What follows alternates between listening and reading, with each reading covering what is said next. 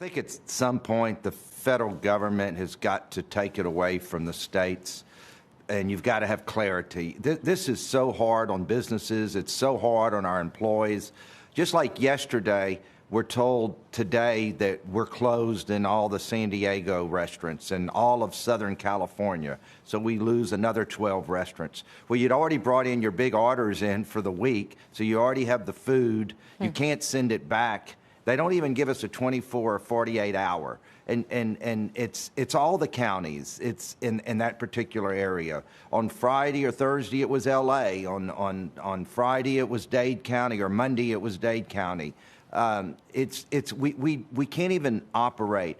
And what they did in Texas is that when we went back to 50%, it's if your county had this percentage of cases, you're fine. But at some point, we've got to take all the politics out of it, and the federal government with all the experts, because every state, every city has their own experts, and we know about the practice of medicine. Let's get all the best in one room, and let's come up with a plan for the United States of America. Because what we're doing to small business and what we're doing to all of our employees, we ask them to get off of unemployment, to come to work, and they get to come to work for 3 days, and then they're off again.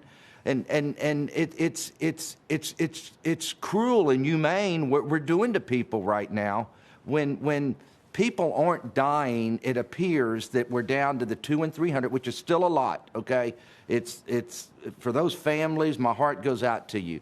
But at some point, we've got to make a decision and just tell me you're going to be open 50% through the end of the year. You're going to be open 25%.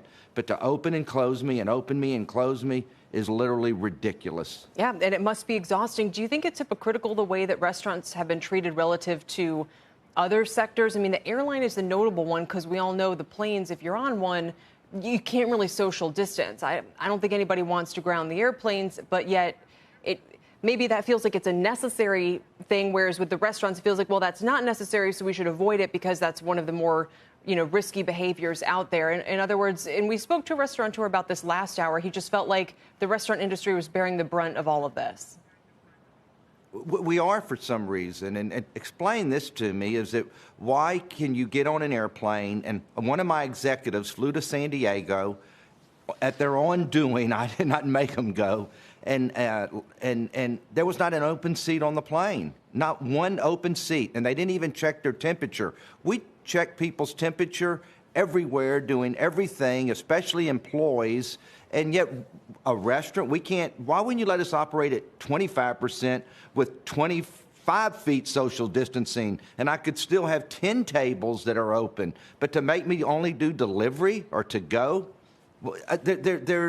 There's a fallacy in the system right now, and it's just wrong, and it's wrong for our industry, but more than anything, it's wrong for my employees. I'll survive this, but what we're doing to them is cruel. But Tillman, I understand your frustration. I get it, my friend. But I go back to something that Anthony Fauci has been saying all along. It is the virus that will dictate the openings and the closures. I mean, I have to believe that you have the ear of Governor Abbott there in Texas, and you guys have to be talking about, of course you want to get the economy back on track again. You want to get your stores open again, and everything as close to normal as possible. But it is the virus that's going to dictate what they can do. How do you combat that? Because the virus isn't dictating right now. That's what I'm saying. The politicians are dictating. Governor Abbott went from 75% occupancy to back to 50% occupancy in restaurants when it was a proven fact that the people in the restaurants were not the ones that were causing the spread. It was the bars and the nightclubs and the beaches and the lakes in Texas, okay? Okay, but he didn't shut us down. He just asked us to pull back. And that's what I wish the government would do across the whole nation, is say, if you have this many percentage of cases in your particular county or city, you need to be at this capacity. But it isn't going to kill anybody for me to be at 25% capacity in a restaurant in California or New York or Florida right now. Okay, that's social distancing and masks. Social distancing and masks. But why do some industries have to social distance and not open and others do? It's just unfair right now, and that's what I have a problem with.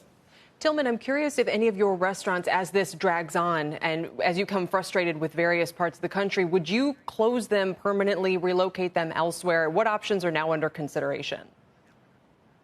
Well, we're definitely going to lose restaurants just because you have landlords that don't want to work with you, and they see it. You might have a good lease, and they have an opportunity to get you out. So you're going to have a lot of wars.